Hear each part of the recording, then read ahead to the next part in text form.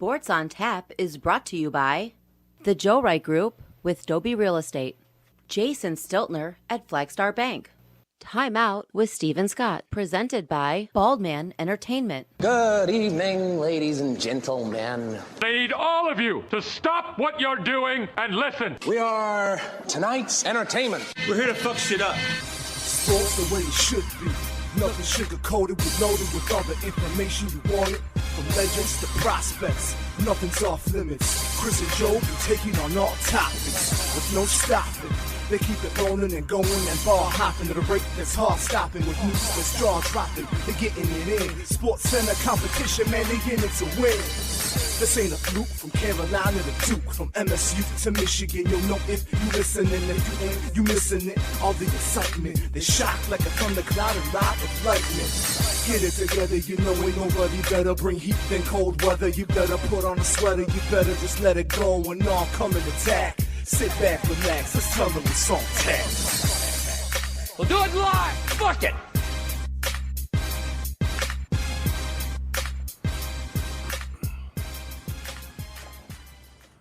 Welcome to Sports on Tab. I am Chris Scott, alongside Joe Waddell. We are minus Frank Gigotta today. He's feeling under the weather, so he won't be with us tonight. Frank, feel better?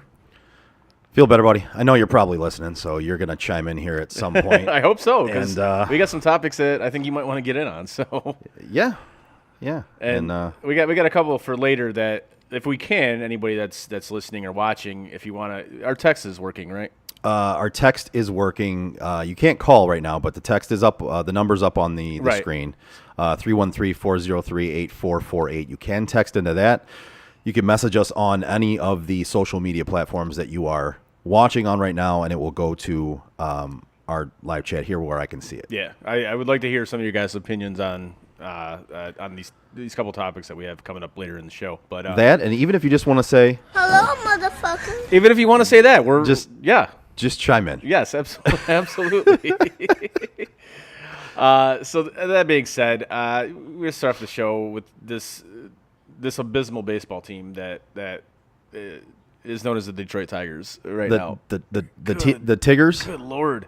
they're fucking so I mean, bad, dude. we talked about it during the offseason and during spring training after the lockout ended, and we were excited about this team. We're like, okay, you know what? This team's actually going to be fun to watch because last year they were scrappy, they were competitive, and it's like, okay, so take that into next year. You apparently upgraded your team. You got Baez. Yeah, you got Baez, who's he's been a fucking disaster. So at the plate, he's been a disaster. Back alley abortion. He's been an absolute disaster. Then you trade for Meadows, which was a necessity, and that right there in itself, that trade should have spelled there was an issue because Riley Green went down. Now, if you were counting on Riley, now we were all talking about Riley Green and Torkelson coming up, right? Yeah. And we were looking forward to what those young kids could bring. Yep. But if you don't have anything after them to where when one of those guys goes down, you have to make a trade to trade for Austin Meadows. And don't get me wrong, I liked that trade. I did too. But the fact that you were put in a position to have to trade for Austin Meadows Yep. because Riley Green went down tells me that your farm system is full of nothing. Yeah. And you're counting on Torkelson and Riley Green Right. to carry your franchise, which, as we've seen now, has played itself out in. And It's fucking awful. And it's another failure on Al Avila's part. It's a complete failure on Al Avila's part. Like, Yes. at this point in time, looking at this franchise, is there anything else to talk about with the Tigers other than Al Avila needs to be fired? Like, that's got to be the starting point for anything, right? Like, yeah. you can't start off with anything other than that. But here's the thing with that. It's Avila, but it's also the owner. And we've bashed Chris Ilitch ad nauseum because he deserves it, frankly. I agree. I agree. My only argument to that is, and it's a very simple one, point to something Al Avila can hang his hat on as a GM. You can't. Anything. You can't. Over 7 years. Nothing. All the big names he traded away. And what did you get for it? That's my point. What did you get for it? The biggest name you got out of that is Jeimer Candelario. That's it. And that's not even And if we're counting that as a big name. And he right now is a 4A player.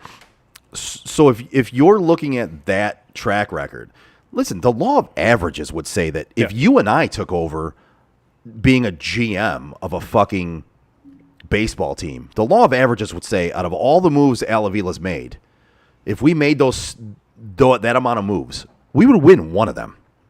You would think. We would win one Yes. trade. Yeah. He hasn't won a single trade. Not one.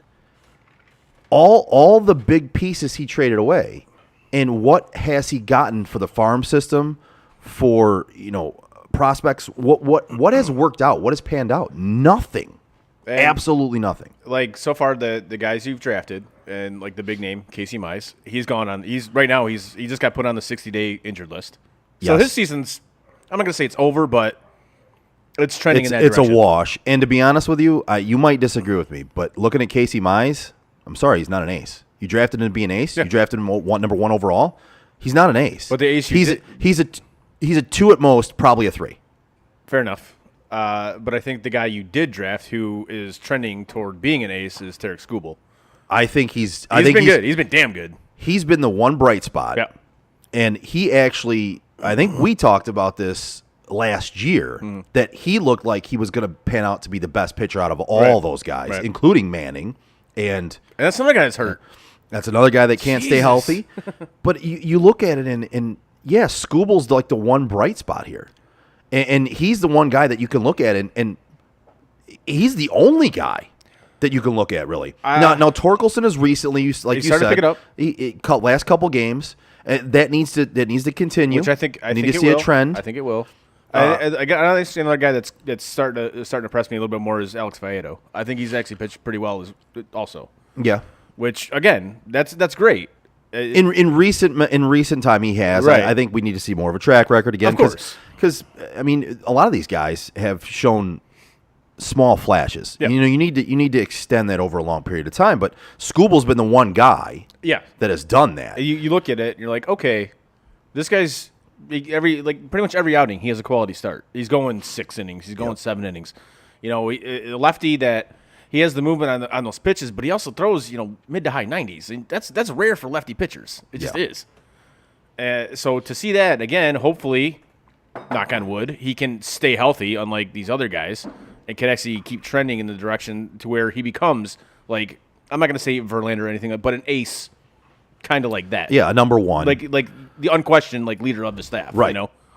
Right. And going back to Avila, when you look at the moves he made, the trades he made, none of that, he didn't win any of them, right? No. So then you look at his draft picks, right? Yeah. Okay, Skubal. It's a good one. Solid. I'll give him credit for that one. Yep.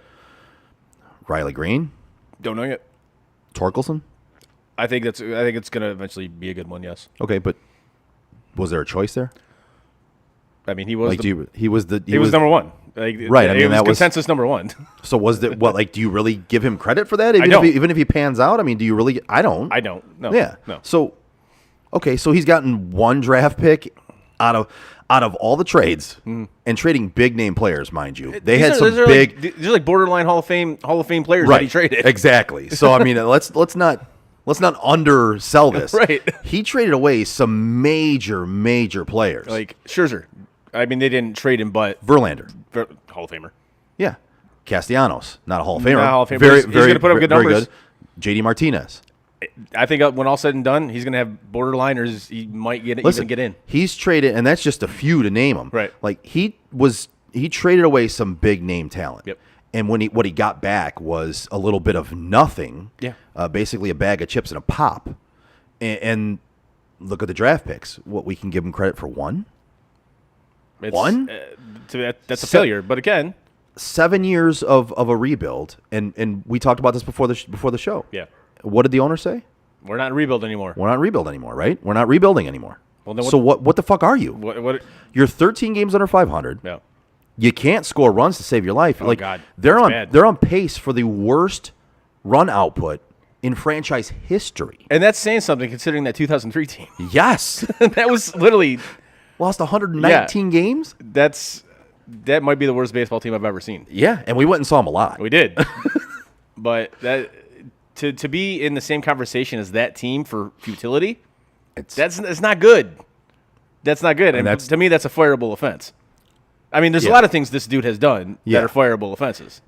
So why is he keep? Is it the owner? Why he keeps getting a pass? Is that Yeah, is that just what it comes absolutely. out? Is it just the fact that he You know doesn't how want to do it? You know Detroit sports. I know. You know, it's all loyalty has been a curse for all these franchises. Because I'll be honest with you, if you were to appoint me, Actually, I don't want to even say it's a curse.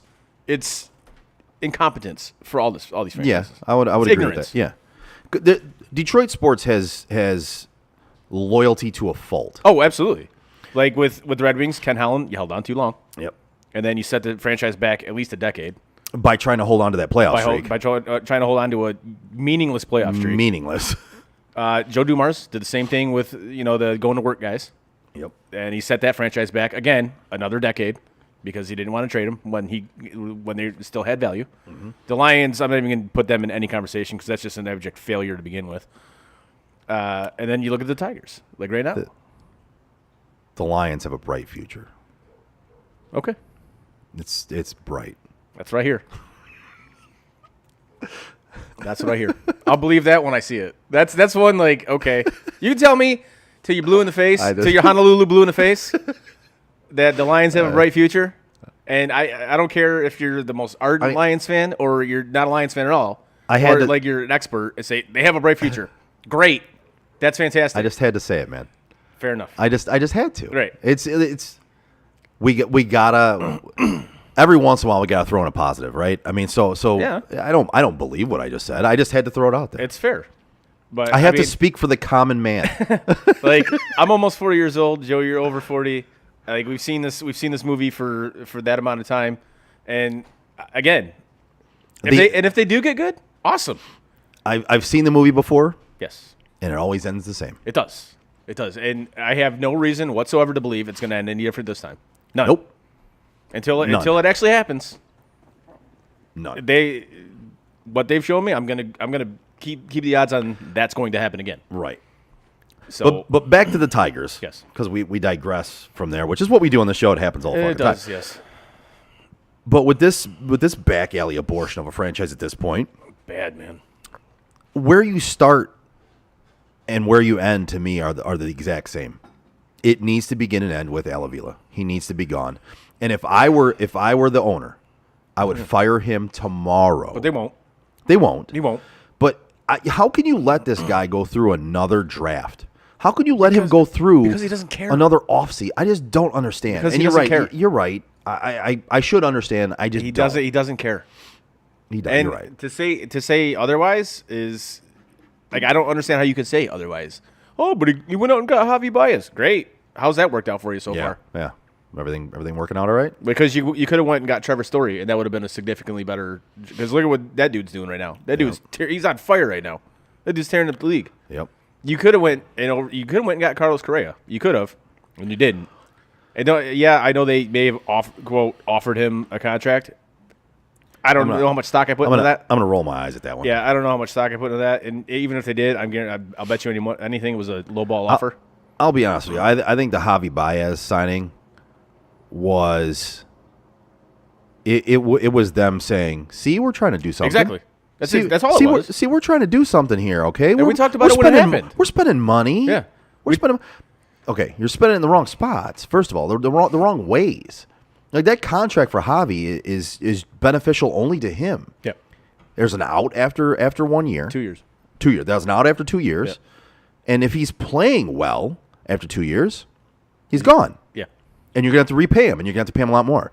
And if he's not playing well after 2 years, guess who still has to foot the bill for another 2 years of that shitty-ass contract because you have to pay him now because you signed him to a 4-year deal. He can opt out if he's playing well and can make more money. You can't opt out at all. You're paying him for 4 years if he sucks. And at this point in time, he sucks. Like, his defense has been fine. And his defense has always been fine. Defense was never the question, No. though. I mean, but with a couple of these guys, defense was never the question. It Right. was what can they produce on offense? And an offensive bat is what this offense has needed for a while. They needed a bat to come through and kind of help carry some of these other guys and pick them up. And it hasn't happened. And you look at it right now, they have nobody being able to pick up any slack here. Nobody. No. Six guys are batting under 200 right now. That's 6. unacceptable. And being a Cubs fan and seeing Javi Baez, come up, through the Cub system, and seeing the way he is at the plate, and this was my major knock against him. This is why I wasn't thrilled that the Tigers went after him. It's like he's a bad hitter, and I swear to God, if I hear the term, "Oh, but he's a good bad ball hitter," that doesn't mean anything. That doesn't fucking mean anything. It just means he swings at bad pitches, and more often than not, he's going to miss that pitch. But every once in a while, he gets a good Right. hit out of it, and you're like, "Oh, he's a good bad ball hitter." That term irritates the hell out of me because it just means he swings at bad pitches, and you see it so often when he's at bat. Throw him away. When you're And considered he chases it damn near every time. when you're considered a bad ball hitter, it's almost a knock, and people don't understand that. But it means, like you said, it means you swing at bad pitches. Now, like if there's a bad pitch, you shouldn't swing at Right. it. It's a ball. Let it be a fucking ball. It's part of the game. That's what you're supposed to do up there, is select your pitches. The only hitter like with that term that has their name involved with it that I like to say, yeah, okay, and I can live with it, was Vladimir Guerrero, not junior, senior. Yeah. That dude was a bad ball hitter, but he hit it. He hit it damn near every time. Yeah. So that fine, but like this, how you go? Oh, but he's a bad ball hitter. Great, but that doesn't Means he's a bad ball swinger too. Yeah, exactly. And so if he's swinging at like 10 bad pitches and he hits it like once, like Oh wow. right, that doesn't do anything. Not the other 9 were strikes. Exactly. So I'm sorry, swinging strikes. Swinging strikes. Exactly, swinging strikes. And so so right now they're just it's bad. It's really Speaking bad. of strikes, yes. there was a strike in the game. Was that the game today? Oh yeah. Yeah. Yeah. So there was a strike in the game today that was Oh, we got more umpire incompetence? more Sweet. more umpire incompetence, and we've also got another video after this that'll lead us into hockey that will show some incompetence in officiating. But this one today, I'm going to play this one for everybody. There's no audio with it right now, but you really just have to watch it. We'll walk you through it a little bit. It's one of the worst three calls, fucking bad, man. 3 strike call I've ever seen bad. in my life. I'm going to pull it up here for you, and you can watch it. And it's so low, it's ridiculous. I mean, it was a 90-mile-an-hour fastball that was it was so low, it was ridiculous. And I'm going to let this replay out a little bit here. And his reaction is just like, well, what the fuck am I going to do with that? Like this, like it is a foot low. And then you see the tracer thing. Look how low that is. Yeah, and it was like I said, it was four seam fastball Dude. well below the knees. Literally, he started trotting over to first, and that was It's just that's incredible. yeah. I don't even know what I don't even know what to say to that. It was such a bad. That's incredible. It really is. It was such a bad call, and that's some of the things that we've been harping on is bad strike calls and bad officiating, and that right there is the epitome of the bad strike calls that we've seen in baseball recently. Now that one is egregious. That one's but here's the thing. That shit happens in the fucking playoffs too. And it's not like so that one was exaggerated almost, but even then I've seen ones that were almost equivalent to that in many other games, and I look at it and I go, what the fuck are you looking at? Right. How do you call that a how strike? do you see that? Right. Yeah, I couldn't believe that, and that's when you just want to literally turn around and be like, man, I can't believe you get paid for this shit. I can't. Like I don't with calls like understand that, it. you're literally stealing money right now. Like that's just horrendous. See, and it's calls like that and reasons like that we say refs, umps, and officials should be held accountable and should have to answer and have press conferences and answer to the media, answer to the public. That has to happen. Like you're gonna see that later. That dude's gonna see that replay later, and he's gonna have to answer for it. But he's like, what is he gonna say? Oh, I really fucked that one up, dude. You should know that. Like the second it happened, that was not a strike. Right. But so the bad thing is, though, he won't have to answer for it. Nobody will ask him a question because they don't have to be put in front of the media. Right. Nobody will catch him off to the side. Nobody will ask him that question. Nobody will put a camera in front of his face and say, man, you really blew that call today, because it's not required. which is. But why? Why are they held to a different standard than the players? Agreed. No, they should absolutely. All these officials should have to answer for their actions on the ice, or on the ice, on the field, on the ice, whatever. Yeah. Hey, Steve. No need to apologize for being late. We appreciate you stopping in. Yep. Steve from Baldman Entertainment and Timeout stopping in. We appreciate you, buddy. Thanks, buddy. Hey, buddy. So do you want to hop from there to another bad officiating, Yes. or another? I don't want to say bad. I'll say questionable All right, fine. questionable officiating. We can call. leave it at You were questionable. pretty fired up the other night about I am this. fired up about it because, well, we'll discuss it after All we right. see it. But yeah. So yeah. This was from Out to center. Game 5 of Not get it Oilers, past Flames. Hamilton. And Backlund's going to charge back in. Michael Backlund. Shot. Scores! Okay, so they just called that a goal on the ice. Yes. It was called a goal. Yep. I'm going to mute this for a second. It was called a goal. Yep. Now, we're going to see a little bit of the replay here, and they're going to go through Slow-mo, everything. different replays here, and you can look at it and judge for yourself. And I'm going to keep this muted right now while we talk about it. Yeah. Are you watching it over there I a am, little bit? You yeah, I are? can see Okay. it, I can see So in this was eventually called no goal. Yep. And the reason was they called it a kick. Now, if you watch hockey, you know you're not allowed to kick the puck directly into the net. You are, however, allowed to redirect the puck with your foot. And if it goes into the net, that is a goal. That counts. So in this video footage, they determined it was a distinct, and that's in the rules. So it has to be a distinct kicking motion, which, to me, watching this, No. does he motion his foot towards the puck? Yeah. Is it a kick? You can't say it's a distinct kicking motion. And he even admitted he motioned his foot towards the puck to redirect it. And he even said, maybe I'm unclear on the rules because I'm allowed to redirect the puck with my foot. And does his foot slide towards the puck? Yes. But there's a lot of other things going on here. He's getting drugged onto the ice. He's getting hit from behind by a defensive player. What he's sliding into the goalie's pad at this point. How do you really determine that's a distinct kicking motion? Especially after you call it a goal on the ice. Right. To me, that's egregious. It is because it's. We talked about this before the show. These subjective calls. Yeah. And again, if your rulings are, they stick with the call on the ice. If it's not, right out in front of you that this is clearly not a goal or not whatever. There's too much ambiguity in that. There is way too much.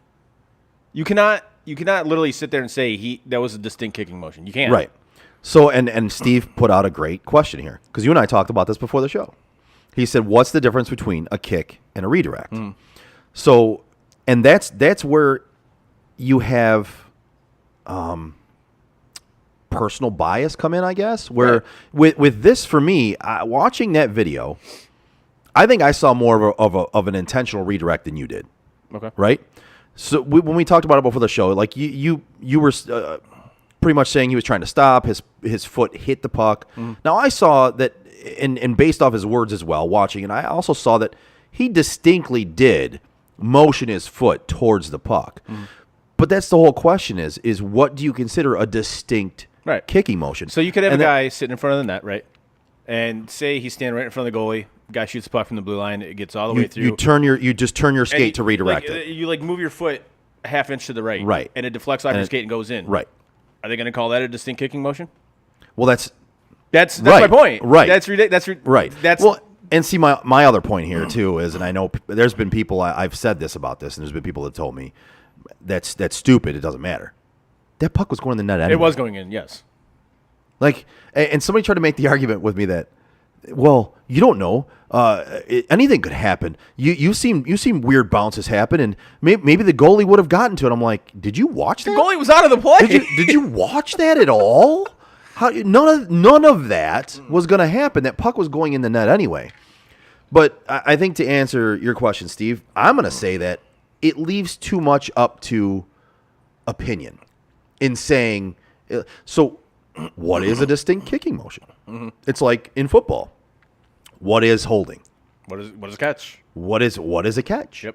What is pass interference? What is roughing the passer? Right? There's a lot of subjectiveness into some of these rules. This is one of them. It was like for some reason they saw a distinct kicking I don't motion understand there. how, but okay. Where even somebody who now I'm almost on an opposite side of this one as you are And that's because fair. That's fair. but I'm not. Right. So like I still think it should have been a goal.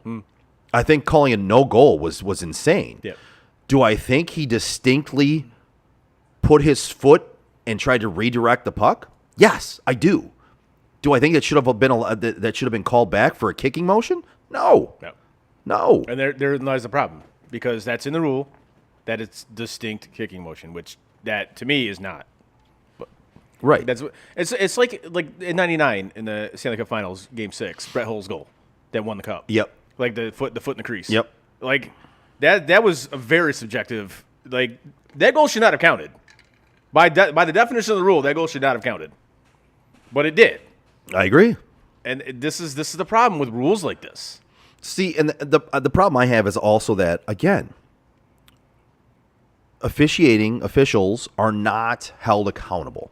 Right. So in this one, they should have had to explain what they saw and how they saw it that way.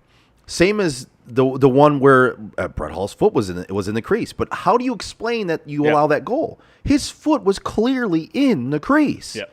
It's the rule. His foot was in the crease. Should have been no goal. Right. It's Steve. Des caught the ball. Des caught the ball. Oh, of course he did, you Cowboys fan. Actually, he did. I got to agree with that one. He did. It's like I can't even hate on the Cowboys for that one. I have to agree with you. He did catch that football, even though I hate the fucking Cowboys. It's like, if anything, it left his stick and his foot assisted the motion. I mean, again, that leads into it. Like you can't say that You're allowed to redirect the puck with your foot. Yeah. And nowhere in there did I see a direct kicking motion. Did I see a motion of his skate towards the puck? Yes. It went towards the puck. Yes. It didn't distinctly kick it in the net. Right. I mean, which is in this it's fucking rule. It's subjective Yes. there, where it just leaves too much up to questionability. Because there was during the intermission, it was like him, Biz, and Don Koharski were getting into it like during the intermission. And of course, Koharski's going to agree with the referees on this one, Right. But Biz like flat out, he did a whole Yeah. spiel on it, and he showed him like what happened. And he asked him, he goes, "How can you say that's not a goal?" Right. And Koharski had nothing. Right. Nothing. Because it's like, of course you're going to agree with the referees. Right. You're a former ref. Of course you're going to agree with them. And that's why, like, some of these guys that they have, on these panels, these ex-officials, I know the majority of the time you're going to agree with the officials on the ice because it's whatever. It's a wordy or whatever you want to call it. Well, it's human nature. Yeah. You side with who you relate Right. to, and it's one of those types of things. It's human nature, but But the way Biz broke it down is like, yeah, dude, I thought he was 100% right on this. So. Yeah. I don't know. It's just, and granted, like we talked about before the show, even if that goal did stand, there was still 6 minutes left in the game. yeah, So who's to say Edmonton doesn't come back and tie it and it goes into overtime anyway, right? And Edmonton ends up winning, and not to mention the series would have been 3-2. So right. Calgary So still had to win. they still have to win 2 more games to even win out Right. of that series. So, It really, in the long run, it didn't make a difference in that series, in my opinion, other than it might have extended it, a little bit. But really, it comes down to just the questionable officiating in general. And this is something we've been talking about for quite a while now. I mean, it's a theme on our show almost. it is too. It really is. It's become a theme on our show. And that's is sad. questionable officiating, Yeah. questionable refereeing, questionable umpiring. It's sad. It is sad. But It affects games. It's not sad Jason or Stelner questionable for that matter. Jason Stelner from Flagstar Bank. That's right. If you're a homeowner or looking to be a first-time home buyer, give Jason Stiltner, Senior Loan Officer at Flagstar Bank, a call today at 248-752-3631. Jason has a great mortgage program for first-time home buyers, including down payment assistance options and excellent interest rates. Again, give my guy Jason Stiltner from Flagstar Bank a call today at 248-752-3631 and get the excellent service you deserve. Flagstar Bank, equal housing lender, member FDIC, NMLS number 27546. There you go. Yeah, there we go. Nice. Nicely done. Bing bong. I love that. All right. So what are we going to hit on next, buddy? We got to hit this Jock Peterson, Tommy Pham thing, this fantasy football The thing. fantasy football thing? Yeah, I knew that was going to come up. We need to, because you know how much I'm not a fantasy guy. You know that. You're not. I used to be. You used to be. You were at one point in time. I think it's funny. I think you were not a fantasy guy, then you kind of got into it, and then you were like, nah, I'm good. Yeah, it got to be too much, and it's like, all right, dude, I'm good with this. I'd rather just watch the game and not have to worry about like what player's doing what. But so for those of you who don't know, like a player, I think he plays for I don't even know who he plays for now. Tommy Pham. Oh, geez. I think he plays for the Reds, maybe. Maybe. I don't know. And then Jock Peterson plays for the Giants. So apparently they were in a fantasy football league together. And at some point during the season, Jock Peterson was talking shit about the Padres when Tommy Pham was with the Padres. And apparently Jock Peterson owed this dude money. So they met up in the series last week, and before the game, Tommy Pham walked right up to Jock Peterson and slapped him right in the face like Will Smith did Chris Rock. Pussy. Now, I'm okay with this because I think Jock Peterson's a major douche, so I'm fine with it. But in seeing this, I'm just kind of like, this might be the dumbest fucking story ever. Like, seriously. And people were making like such a huge deal out of it. So, I mean, I thought it was funny that everybody made such a big deal about it. Yes. But also, And he got suspended for 3 games. so I mean, in that I can kind of understand. Like, you can't just allow another player from another team to go up and just punch somebody on the other team and go, well, you know, it was about fantasy football, so no big deal. I mean, there has to be rules and consequences, man. I'm one of those people. I'm in the middle on this one, right? That's assault, brother. Right, like so like I'm all for being able to handle things man to man or person to person. You know what I mean? Like if you gotta swing it out. Listen, up. you and I got into it one time. Yeah, we did. We're great friends, but sometimes that happens, right? You gotta settle things, and when you settle it, you settle it. Yes. I'm a true believer in the fact that too many people these days have been too comfortable saying and doing certain things without having consequences behind those certain things they say and do. Sometimes That's social media, baby. yeah, sometimes you're going to get hit in the mouth for something you do. And that's just the way life is and was. Now, on the other hand, there are also consequences for being that person that walks up and punches somebody in the mouth for saying or doing something. Mm-hmm. There's consequences for everything. So I'm not one of those people that says, oh, you're too comfortable talking shit and nobody hitting you. Somebody needs to hit you. And then on the other hand going, well, nothing needs to be done to that person to hit you. No. I'm a big believer in every action has a reaction. Every action has a consequence. So sometimes do people deserve to get hit in the mouth? Yup. Sometimes do those people that punch that person in the mouth, hit that person in the mouth, do they deserve a consequence too? Yes. It's the way it works. It's the world. Now, I will give credit to Jock Peterson because after all this went down, he showed the receipts of like the text between these two. Yeah. And showed him. And he was kind of saying, yeah, kind of had that coming to me. It's like, okay. Well, and the funny thing is, so looking into this a little bit, it was about a roster move. Yeah. Like, it was all about a roster move that he put a guy on IR that I guess Pham said shouldn't have been on IR. Yeah. And then proceeded to pick up another guy and put him on his roster. So he considered it an illegal roster move. And then Jock Peterson was saying that in a different league they were in together, he had the same guy on IR that he was complaining about. So it was kind of funny in that aspect. Right. And it's like, all right, in a way, I understand when there's money involved, especially in like fantasy football, I'll be the first one to tell you when there's big money involved. Right.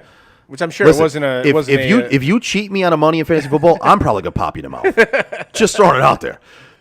But I mean, But I'm saying if these guys are millionaires, right? Like let's be adults on, about it. dude. Let's be adults about it. Come on. It was kind of silly and stupid. Oh, absolutely it was. Especially over fantasy football. Right. Dude. It's like, all right, man. But like I said, in a way, I kind of relate. Like if you're trying to, but looking at it, he really, if I'm understanding the situation, he didn't really cheat him out of money though. Pham just considered it that way on his end. Yeah. And he took care of it in the way that he took care of it, man. Popped him in his mouth, man. You know, and he got a 3-game suspension, which I'm not against that either. I'm not against him popping in the mouth to settle the beef. Yeah. Listen, he didn't go up behind him and sucker punch him.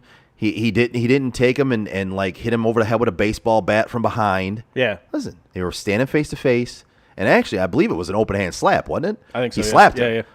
He slapped him. He slapped him. Right? He face to face, he open hand slapped him. It wasn't like the Will Smith thing where he walks up on stage and catches the guy off guard where he thinks he's going to make a joke and he pops him in the mouth in front of millions and millions of people watching at home. But, right. yeah, man, to me, it got blown out of proportion. So but that's what happens these days. It does. Everything. It does. Turns into such a big deal. But kind of keeping in that theme of, guys handling the business and popping people in the face. The trailer for Looking forward to where this is going. No, the trailer for the Red Wings Avalanche E60 came out. Yes. Which we've been talking about, and you've had some inside information about this. Yes. Which is actually pretty cool. It's coming out in June, I believe, during the Stanley Cup Finals. Yep. And that trailer was fucking great. Yep. Especially the end of it with Konstantinov. That was fantastic. Beat them. That was fucking awesome. I'm not gonna lie. I actually just got chills just hearing it in my mind again. Yeah. The end of that trailer where they ask him that, and of course knowing the whole history behind him and everything that happened, and then he just goes, "Beat them." Yeah. Fucking awesome. Like I said, I'm not a Red Wing fan whatsoever, but I will absolutely watch it because that's when I was. That's when I still was a Red Wings fan. Yeah. During that rivalry. Yes. It was after that you got tired of Red Wings fans. It was after like 97, after they won in 97. Okay. That's when I got sick of the whole Hockey Town thing and the ignorant Red Wing fans and whatever. I'm not saying all Red Wing fans are ignorant. That's not what I'm saying, but there was enough of them that I just got to the point where I was done with them. It's like I relate it to Michigan State fan. Fair. Michigan fan. Yeah. Like, because we talk shit about both those. Oh, absolutely. Michigan fan just hasn't made either one of us disgusted enough to completely give up on Michigan yet. Not yet. Yet. The key word is yet. Yeah. And I think I might be closer than you are, but I think you are. Other reasons in there too. But yeah, Michigan fan irritates us both. And the quote unquote Michigan fan. Not everyone. We're not saying everybody, like you said, not all Red Wings fans. But there is that section of fan bases that can irritate the shit out of you so much you're like, I'm getting that way with I don't even want to be a fan of that I'm getting that way with Leafs fans right now. Really? Absolutely. Wow. It's getting to the point where, like, dude, I fucking, like, some of you people are just fucking idiots. That's true. But that's for another day. So, but yeah, that trailer, like, if you haven't seen it, by all means, look it up on YouTube. Yeah, I wish I was thinking about it. I would have had it and pulled it up. It's today. so good, man. That they got all the key players in it. They got Yzerman, Sakic, Shanahan, Forsberg, all those guys. Pat Roy, Mike Vernon. It's going to be a fantastic. The only thing I don't like, it's only going to be 2 hours. See, I'm okay with that though. I think they could have done at least 3. Or made it like a series, like a 5-part series, yeah. a 4-part series, something like that. I think that would have been cool. So for me, I look at it as I guess I was just excited. It's not like an hour long. Yeah. Right. When I saw it was going to be 2 hours, I was like, all right, 2 hours. It's enough to dive into it. It's enough to get pretty deep into it. Yeah. But it means they're not going to extend anything out and like put any filler in. It's going to be all content. Mm-hmm. And basically all you really saw is some of these sit down interviews that I was telling you guys were happening. Yeah. When they started happening back a while ago, when I first broke it to you guys that hey, like they're making this, it's happening. They're doing the interviews for it, and some of those interviews and things watching, I was like, man, it was like I said, especially the Vladdy one. Oh yeah, for sure. But there was a few in there that were really fucking good, man. Yeah. It's really got me pumped to see this sure. fucking this. It's funny, you see it even now, like just during the little trailer, like the little snippets of the interviews. Those dudes fucking hated each other. A lot of them still hate each other. Yeah. And that hate was real, man. Yeah, what was it? Wharton said. John Wharton said, said, he's like, I fucking hate them. I hate them. I will always hate them. Yeah. And I mean, you can just kind of see in just the snippets of the interviews, they still have anger behind what they're saying. Oh, absolutely. Like, there's still anger there. Even though McCarty and Lemieux have kind of They've made a friendship I mean, I think they kind of do it to make money too, but Oh, absolutely. Like they make a lot of money off of touring together and doing all that stuff. But I mean, yeah, in a way, a lot of that stuff has gone by the wayside, and you know it's you forgive and forget and you move on. But for a lot of them, they haven't. No. And you could see it in their faces as they talk about Like, it. that shit's real, man. Like, that wasn't just, like, on the ice stuff, man. That was some legitimate stuff. Well, and I forgot who it was that said that. Maybe it was Lemieux in that clip in that preview said the best rivalries are the ones that bleed off. It was Lemieux. Was it? Yeah. Yeah, the it ones was that bleed off the ice or off the playing surface. Like I forgot how he said it, and it's true. It's the ones that bleed into real life that become the best rivalries. Yeah, that was. I'm not even going to say that arguably was the best rivalry in sports. It was the best rivalry in sports for about 5-6 years. Yep. It was. And Yep, absolutely. And save your Yankees Red Sox take. Stop it. Yeah. Yeah, save Stop that. it. Save that, Frank. Save that shit, Frank. That's right. You fucking Red Sox. You know who else is the best? Who else? The guys at Adobe and the Joe Wright Group. Whether you're buying or selling your home, now is the time to take advantage of having the expertise of 4 real estate agents for the price of 1 on your side. Make the right move with the right group, the Joe Wright Group. Give Craig Joe Wright, Mike Bush, Shane Wilson, and Alex DeRocher a call today at 248-535-4750 to fulfill all your real estate needs. No, I sound drunk. Yeah, a little bit. Start that off a little bit. Not gonna lie. We haven't even done our tasting yet. I'm not gonna lie. You caught me off guard because it was so close to the other read you just did. I didn't think you were going into a read yet, so I thought you were serving me up an actual question. I was like, man, I don't fucking know who. I was not. I was going for the read. I like to keep you on your toes, Joe. Yeah, apparently. So I saw a couple things on the Twitter.com, and before we dive into this, I want to give credit to who actually posted it. It's Powell Analytics, so I wanted to give them credit for posting it, but I kind of wanted to talk about it a little bit on the show because I'm assuming you didn't see this, but I kind of want to get your take on it. I'm not on the Twitter a whole lot, so yeah. Fair enough. So obviously, if you're of a certain age, you remember Michael Jordan's, quote, flu game, or as we've come to know, it's either he was incredibly hungover or he had food poisoning. I'm going to go with he was incredibly hungover. I'm gonna go with he probably had some food poisoning, Right. from alcohol intake. Yes, exactly. So we're familiar with that game. So the question was, besides that game, what other epic performance from sports history by an athlete who was competing while either sick or injured? Now, there's a lot of great answers to this, and there isn't just one like right answer. There's no wrong answer to this. Right. When you look at how many performances people have done, while injured or whatever. I've thought of a few, like Steve Yzerman in the 2002 playoffs. He played that entire playoff with a knee that was bone on bone. Yeah. So a lot of people don't know that, and the people that do know that were pissed that he went to play in the Olympics that year with Canada. And I told those people to fuck off because it's like, dude, you get to play for your country. Yeah. Fuck off. I don't care if he is bone on bone, doesn't matter. So I was fine with that. But to me, that's fantastic. That you literally played that entire playoff. And you know how much of a grind the Stanley Cup playoffs are. To me, that's an all-timer. So we have that one. Oh, what do you got? Sorry, it's actually my my accountant. Oh, okay. Not even a joke. That's literally my accountant, but I can't answer it right Nice. now. Sorry, go ahead. Oh no, that's one of mine. If it was a spam phone call, I was thinking about answering Right. on the air. Oh, that'd been great. That's it. Just add to the show. Right. But no, that's one of mine. Like, I don't know if you have any or. Yeah, I have a couple, and actually, I'm cheating a little bit, so I'm looking up some That's of the fair, yeah. ones to, jog my memory. Mm-hmm. So, one of the ones that popped out to me after looking up some of this stuff is Curt Schilling, bloody sock game. Maybe. Bloody sock. I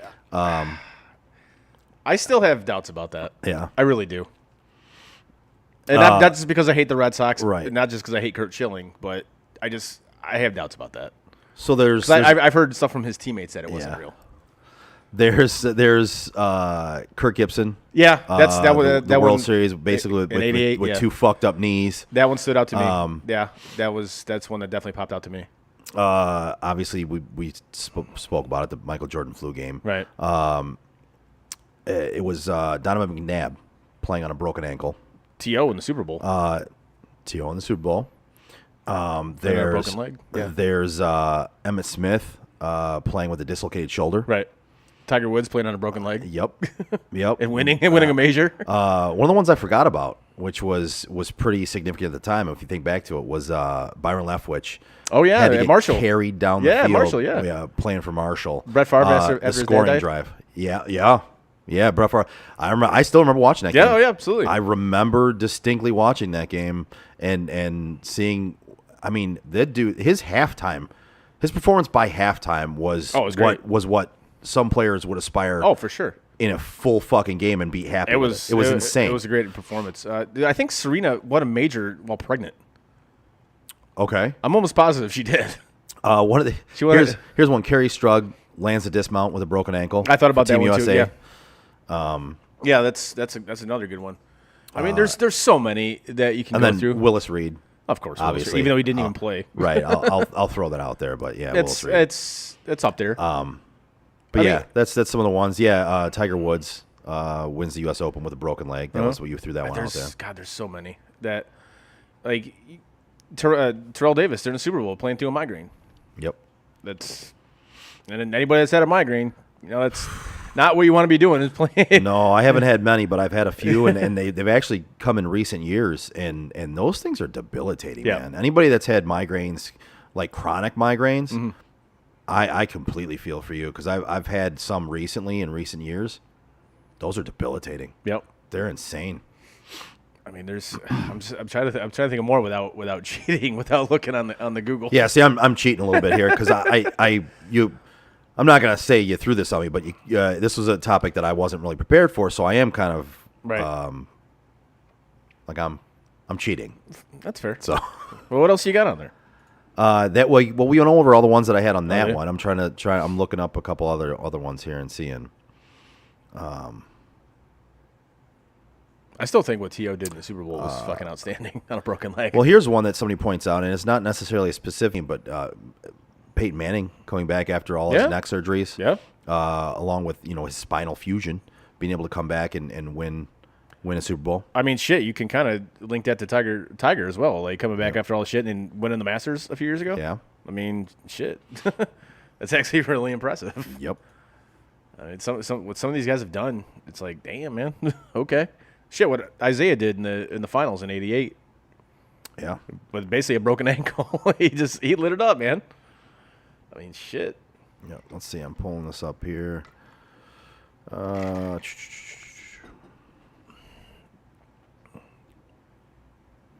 No, that went nowhere. Well, that link went nowhere. Nice. Yeah. I'm sure. No, there's like Ronnie Lott, like cutting off his pinky. yeah, that story where he Yeah. basically he basically like just cut it off. Go. Oh, all right, man. I mean, I'm sure if we looked through like hockey and football, we could find a ton. And I'm sorry, basketball fans, don't give me the Paul Pierce one. Stop. Like, I mean, no, stop it. I'm sorry, I do not count that one because that was just ridiculous. Yeah, no, no. I think we've named the majority of the ones that most people would think of, and some of those are just miraculous when you really think about them. Yeah, no, it's there's definitely some ones that you're just like, damn, I can't believe or they did that. Right. Whether it be a man or a woman, but and then you've got LeBron James who's sitting at home watching, going, I would have laid on the ground for a couple minutes just from a poked eye. So I mean, I can't imagine having to play through any of those. That's just crazy. LaFraud. God, I can't stand him. I just find ways to bring him up so I can knock on him. So that leads us into another one that this person posted. It says, besides Tiger Woods wearing a red shirt on Sundays and Oddly enough, you are wearing a red. I am. red Nike I'm wearing a red Nike golf shirt Yes. actually. So What had is- no idea this topic was I know, coming right? up, but What is another iconic tradition that is or was held by an athlete across sports history? Now, I came up with one, and I it's like, you know what? Yeah, I'm going to go with that one. And I this will probably come out of left field for me, right. but Undertaker's streak at WrestleMania. Okay. Like, you just knew at WrestleMania he was going to win He's going to win, yeah. until he didn't. Yep. So just something iconic that athlete That you, does. like, I'm yeah. looking off in the distance because I'm thinking. Right. But you looked over there at Lady Friend. Hey, lady. You gonna get in the camera at all? No. Come on, say hi. Get on the mic here. I'll turn the mic on for you. You can sit. There down you go. You can sit down there with us. Come on. Oh yeah, next time. Yeah, okay. next time. Yeah, right. Next time. Even if Frank's here, you gotta sit on his lap then. Oh, Jesus. So yeah, I'm trying to think. So it's just basically something iconic. Yeah. That was a tradition for the athlete. Yeah. It didn't have to be like a streak. It's just something they always did or always wore or something like Payne that. Stewart wearing the knickers. Okay. At like every tournament All that, right. that he played, you know. This is going to be one that was going to come out of left field for me. LeBron James with the powder. But Jordan did that before he did. Not consistently. Yeah, he did. Not consistently. And I'm a huge Jordan. I know you're a fan. huge Jordan guy. But yeah, it wasn't really a thing for Jordan. Like he didn't do it every game. He didn't do it every like. I don't think LeBron he did it as consistently, or even as blatantly. as LeBron did it. Yeah. But yeah, that's one. I don't disagree with that. Yeah, you have to put that on there for sure. Yeah, it's just to me if we're again subject that was kind of brought up for me new here. Mm-hmm. That was one of the first things that popped in my head is well, I don't like him, No. but I always know that he's going to do the fucking powder. Yeah. No, that's actually a really good one because that's the thing. What he does. That's what he does. Okay. He also is a crybaby and falls on the ground by getting poked in the eye. And flops quite a bit. Yes. So Yeah. Oh, hey, LeBron James flopping. there you go. Yeah. Nailed it. Nailed it. Does it every game. It's consistent. Who else you got in mind? God, I was trying to think of other stuff, and it's like nothing is really like coming to mind that it's just like, oh yeah, okay, yeah. This guy. If anybody out there that's watching wants to post on social media or text us Yeah, at absolutely. 313-403-8448, let us know if you have something iconic that an athlete you just could count on that athlete doing or wearing. Anything. I mean, like the leader of the Tour de France wearing a yellow jersey. Yep. You know, I'm trying to think here. Well, I mean, you brought up wrestling. yeah. And it's weird, but the one thing I can always count on was Triple H was going to spit that water in the air. That's great. I love it. It was, and that was Like one of the the. Stone Cold drinking beer. Yep. Yes. Yep. For me, one of those things was like I was a big Triple H fan during the game era, right? So yeah. so when he would come out, it was always he's going to take that swig of water, hop up on that ring, and the lights are going to go out, and it's going to be that spray of water flowing out like that. That's his thing. That's what's going to happen. Hacksaw Jim Duggan bringing out the. Oh. Yeah, man. That's. I mean, Oh, like this is not athlete, I guess, related, but it kind of is because athletes do this. But singing "Take Me Out to the Ball Game" at Wrigley. yeah. I mean, that's right. Or just take me out to the ball game. Like anytime you go to a ball Yeah. game, you can count on that happening. Like it's not a specific athlete. I just saw one. This is great. Don Cherry in his outrageous suits. Oh yeah, I think it's yeah. I mean, there was for a while there was like when you would tune in, you would just want to see Yeah, what crazy fucking outfit he was gonna wear. What the hell is he wearing? Like, yeah, LeBron with the chalk. Yeah, that's Yep. number one. Oh, that's a good one. Like these are iconic, and I don't think you can limit it to just athletes because it's tough to do that. Because Right. I don't think there's enough athletes that have something that's as iconic as the Tigers' Sunday Red. Right. Like Hank Williams Jr. Are you ready for some football? Yup. That's like as soon as you heard the first note of that, you knew it was game time. Oh, that's a good one. I don't know, man. I got this. Oh, Ric Flair's Woo. Woo! I mean, that might be one of the most iconic things in Woo! sports. Period. Yeah. Is that? That's a really fucking good one. Oh, that's a damn good one. I like that. See, it's like Tyson just getting in the ring and just knocking people out. Yeah. Dude, I loved it, man. So, would this count? Would it be Thanksgiving football? Yeah, that's iconic. Yeah? Absolutely, that's iconic. I mean, that's it's athletes playing football on Thanksgiving.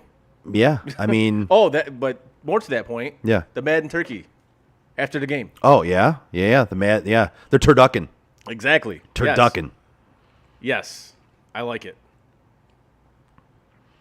Like Ken Griffey Jr.'s backwards hat during like batting practice or Okay. home run derby.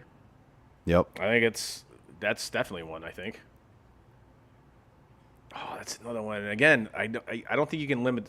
Well, I'm not going to limit this to athletes because it's just dumb. You got to. It's PTP, baby. Right. Exactly. I mean, I think you gotta open up. Open this up to other guys like Keith Jackson when you call college football games. Yep. Like, Yep. you knew it was a big game. That dude was calling it. Oh shit. Dick Vitale, obviously. Dick Vitale. That's why I said PTP, baby.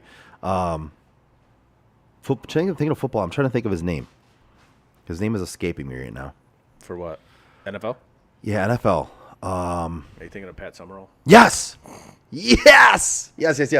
Yeah, Pat Summerall calling. I think he always called Cowboys games, right? Oh, yeah. Yeah. Yeah. Oh, yeah.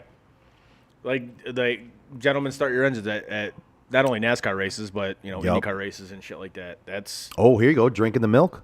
Indy. yeah, which just happened. It Yep. just happened this past weekend. Drinking the milk after the Indy. Yep. Hockey beards.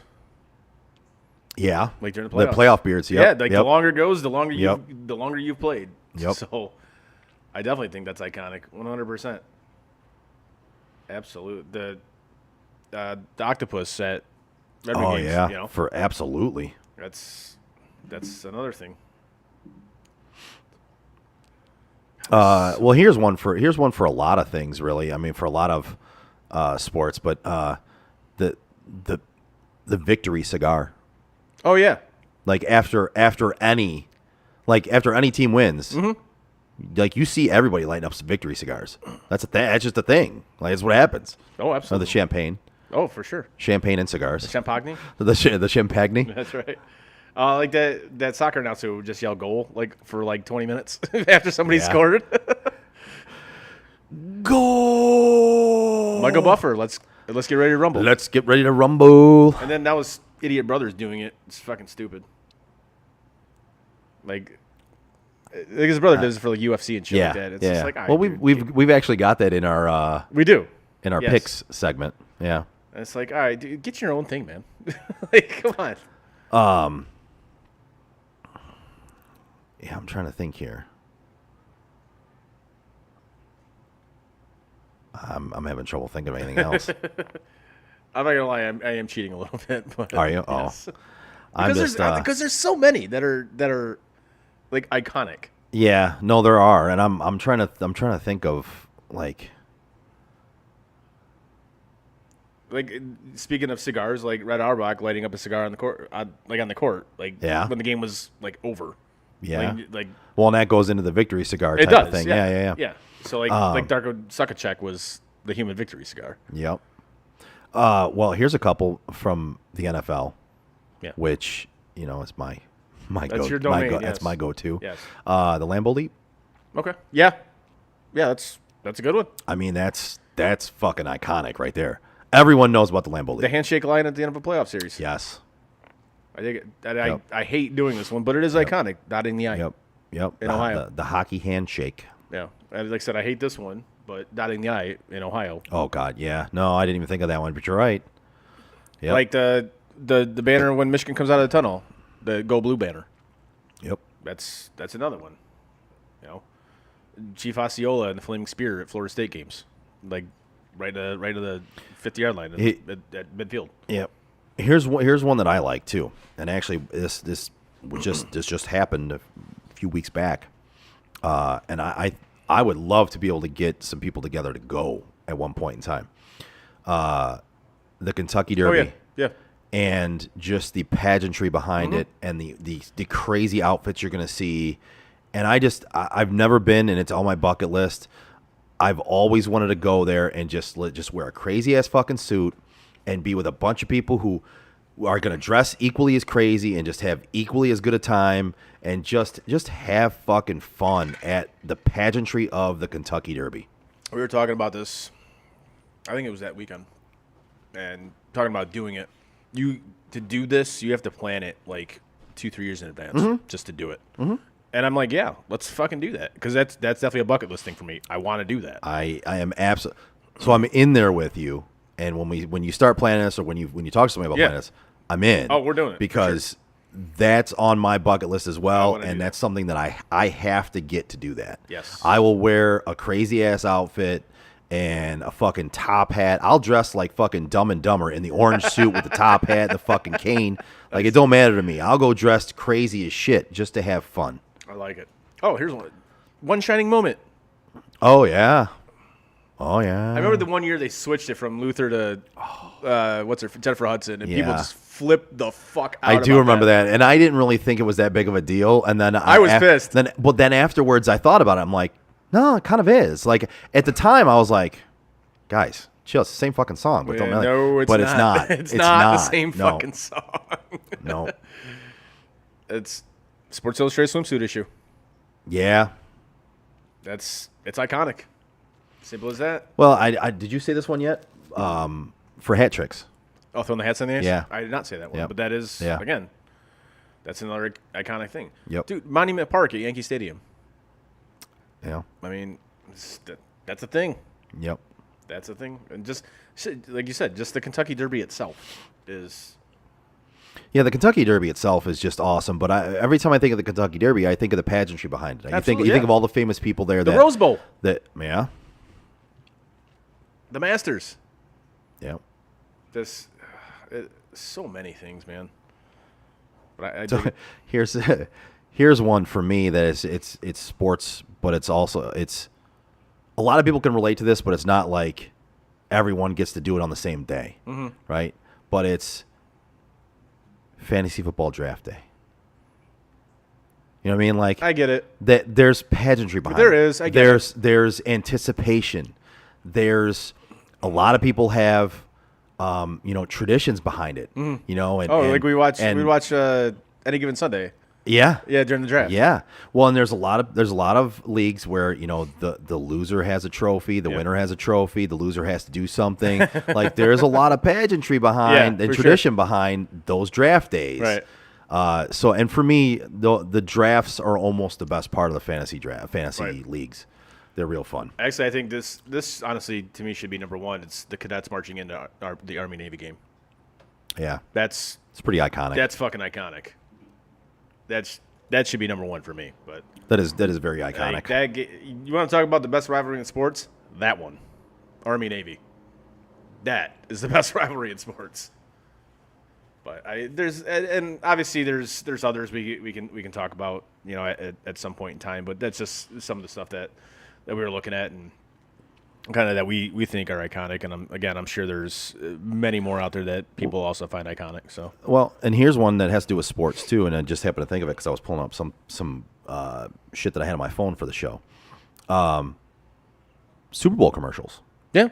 Even if you don't want to watch the Super Bowl, You're gonna watch the commercials.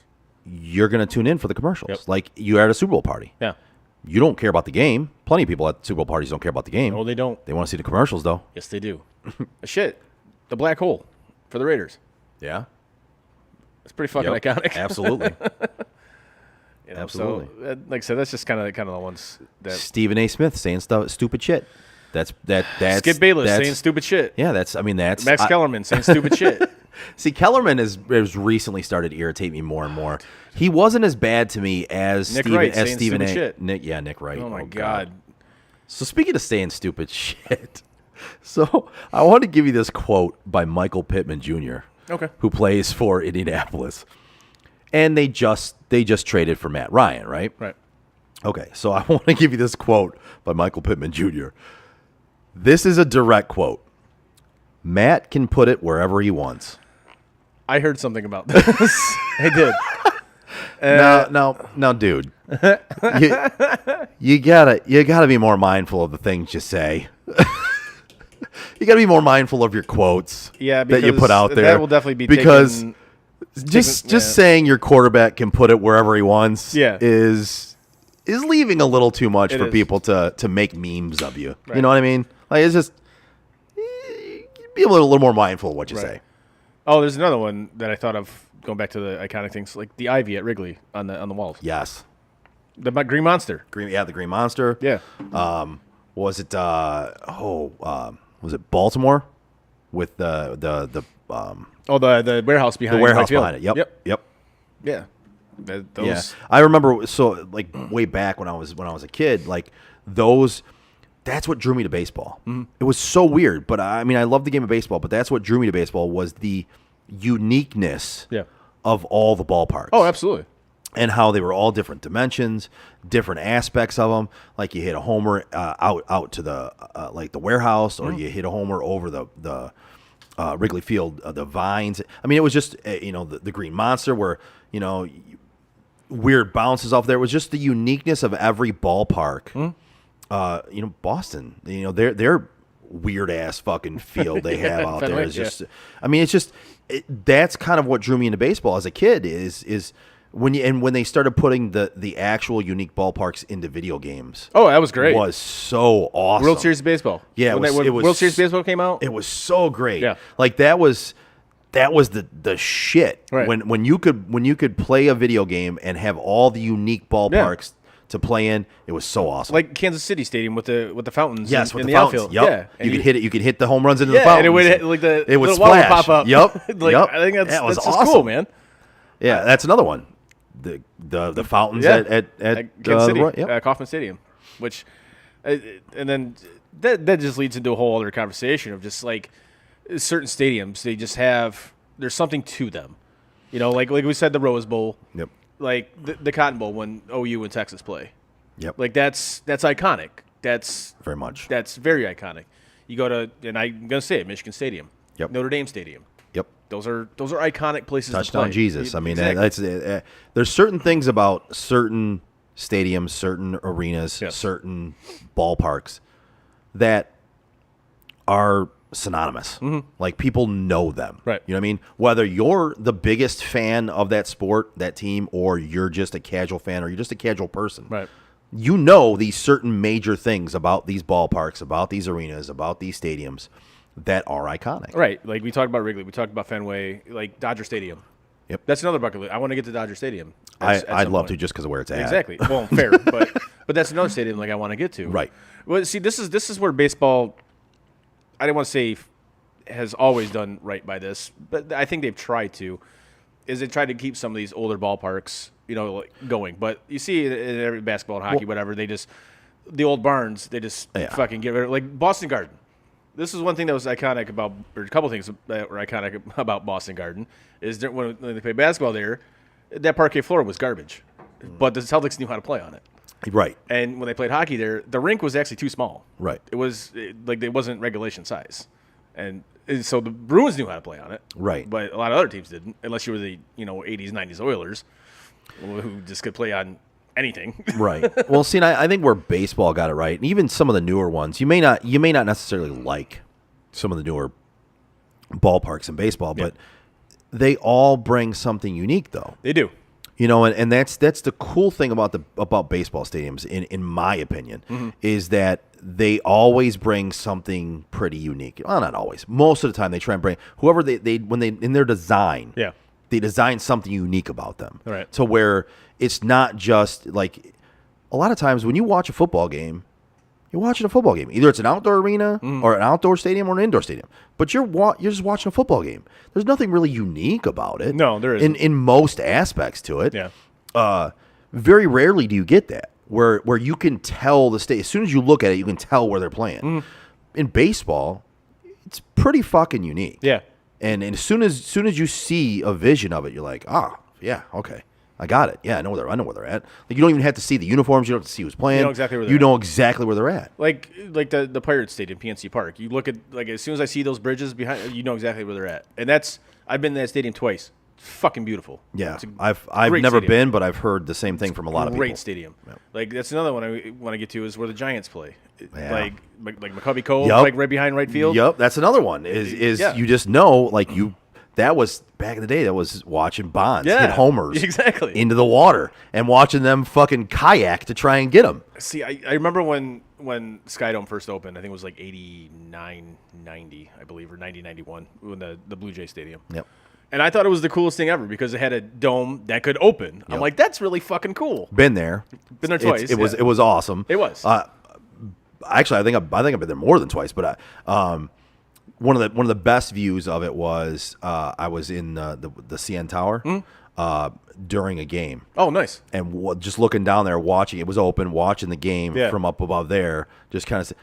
It was just really. That's cool. Yeah. That's fucking awesome. That's unique.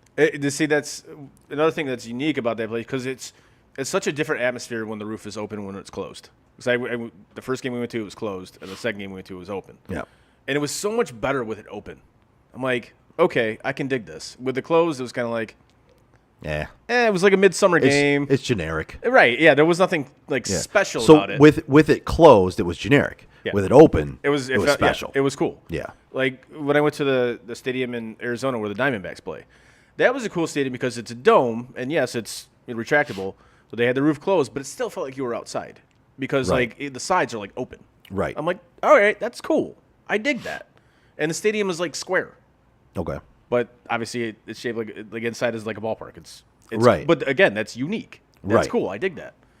So That's where I think baseball has gotten it right. And that's where I think the MLB has gotten it right. you son of a bitch. I had to throw it in. Hit that beer. All right, motherfuckers, let's take a timeout and taste this. All right, so on today's Taste This, we are trying No Yeah.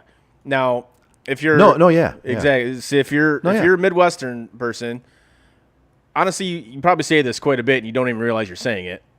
No, yeah. Yeah, exactly. So, it's called No Yeah, and it's by Bell's. It is a easy drinking golden ale. Okay. Easy drinking golden So ale. Frank would absolutely fucking hate this. Beer. Yeah, he would. Yeah. Which is it's a good thing that you selected him for today because we didn't know he wasn't going to be here, but it's a good choice for today, I guess. No, yeah. No Yeah. There you go. All right. Let's taste this. You ready, buddy? Salute. Salute.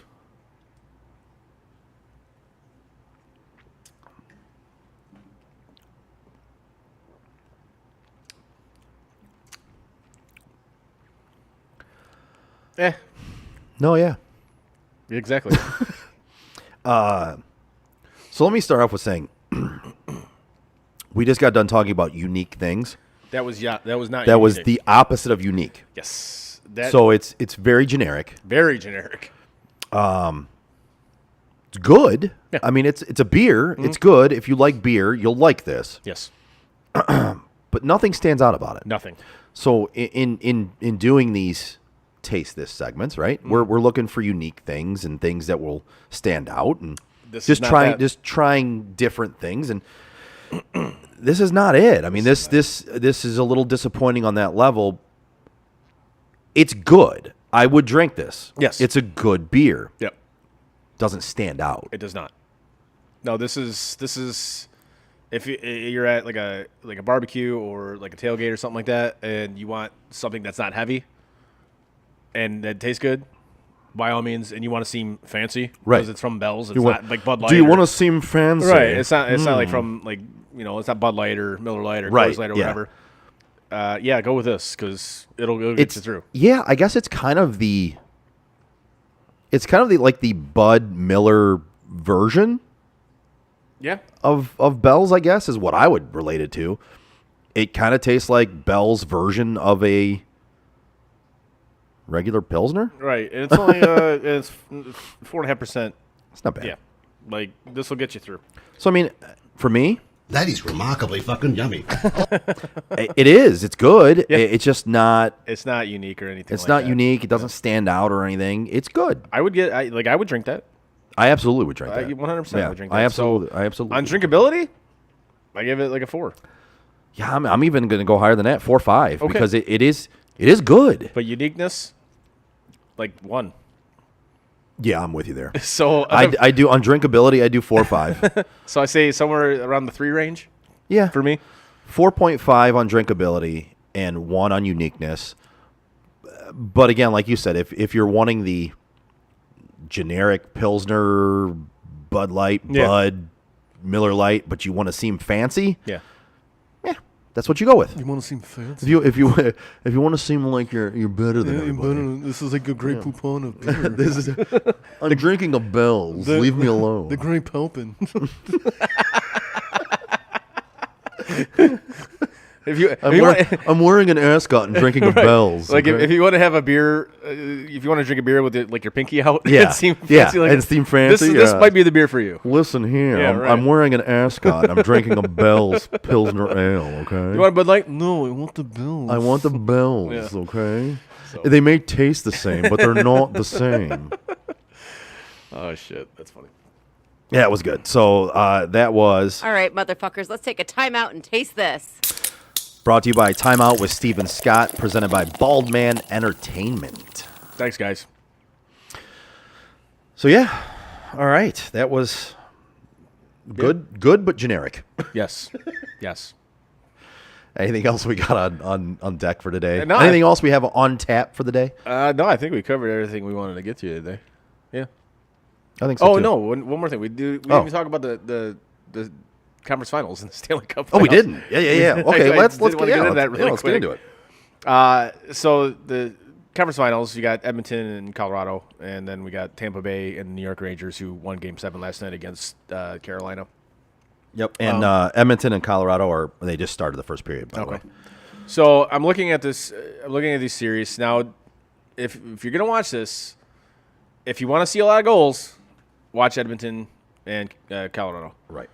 If you want to see great goaltending, watch Tampa Bay and the New York Rangers, because they have the 2 best goalies on the planet going up against each other in that series. That being said, I'm going to take Tampa in 6, and I'm going to take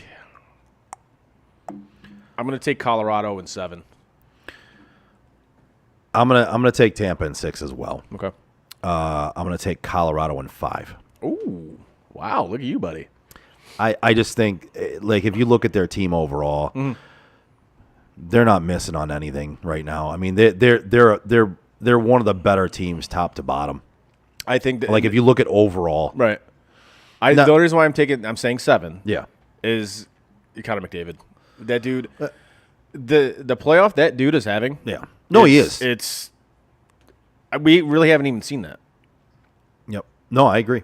He's playing unbelievably right now. Like that dude has taken it to another level that I didn't even realize that dude had. Yeah. So it's like, okay. I think it's going to be. I think no matter how many games it goes, I think it's going to be Tampa, Colorado. Yeah. And when it comes down to it, I think I'm going to take Colorado to win it this year. Honestly, I'm hesitant only because of only because of the goaltending. Oh, Vasilevsky. Vasilevsky. Oh my God. I mean, that dude is otherworldly. He gave up 3 goals against the Panthers. He is 3. He is otherworldly, man. But like I look at basically, I'm making this choice based on the best overall team that I see. Yep. Now it goes against my popular belief in years past, and what I say all the time is hot goaltending wins you Stanley Cups. Hot playoff goaltending wins you Stanley Cups. I mean, if you get a goaltender that just gets streaky hot during the playoffs, they can win you a cup. But this dude's not streaky hot. He's not. He's just He's fucking just good. lights out. He's just lights good. out. But no, I Colorado's my pick.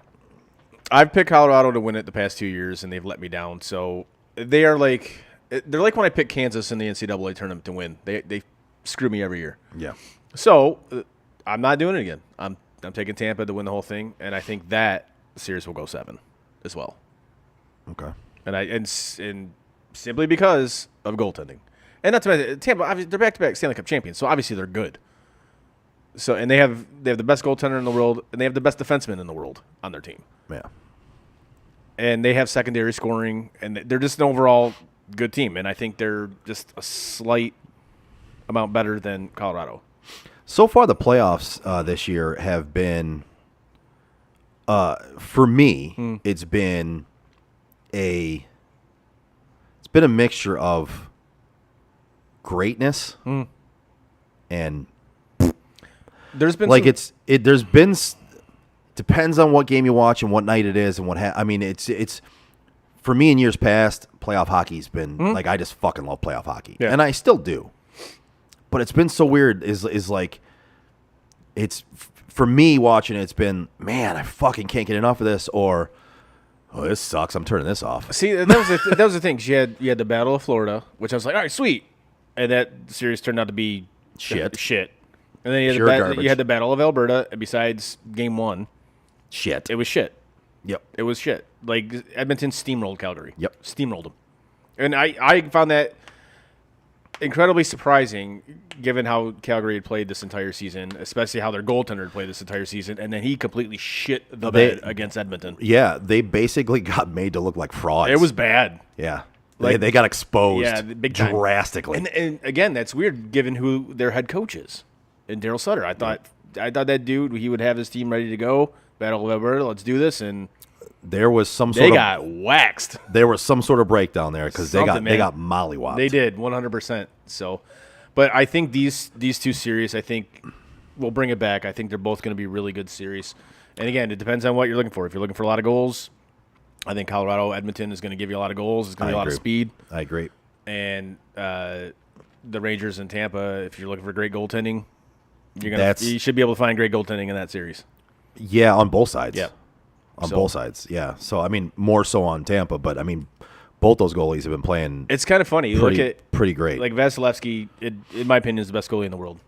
I don't know how you can argue that right now. But you look at Shesterkin for the Rangers, he actually put up better numbers this year than Vasilevsky did. That's why he's up for he's not only up for the Vezina, but he's up for the Hart, too. Yep.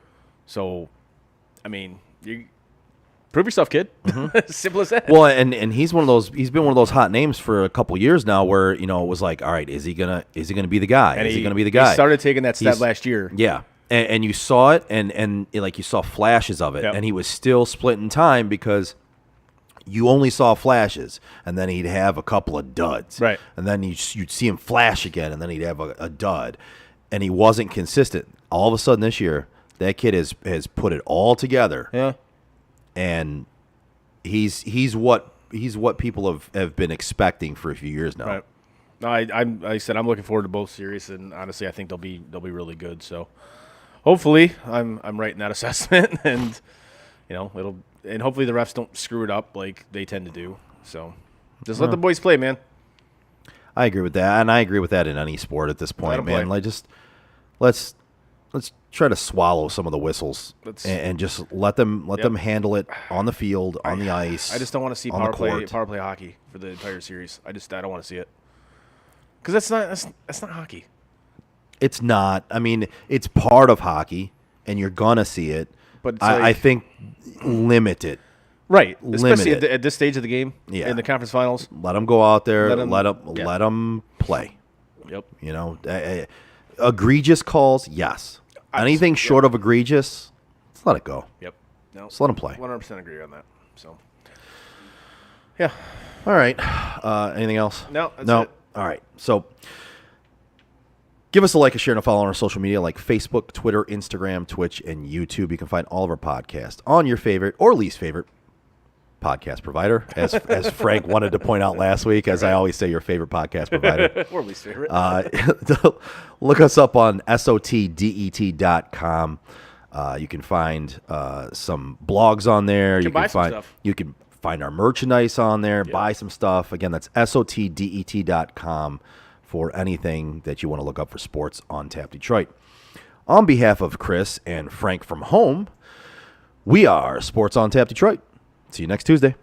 And that is it for us today. No! No! God, please, no! Bye, have a great time. No! God! Bye, guys. No, no, no, no, no! Bye, buddy. No! Goodbye. No! Goodbye! No! It's never goodbye.